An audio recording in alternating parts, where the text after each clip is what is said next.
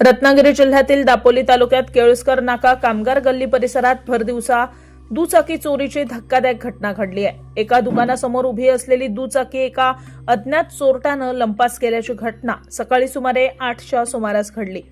विशेष म्हणजे ही चोरी संपूर्ण परिसरात बसवण्यात आलेल्या सीसीटीव्ही कॅमेऱ्यामध्ये कैद झाली असून चोराची हालचाल देखील या कॅमेऱ्यामध्ये स्पष्टपणे दिसून येते। त्यामुळे पोलिसांना तपासासाठी महत्त्वाचा धागा हाती लागलाय।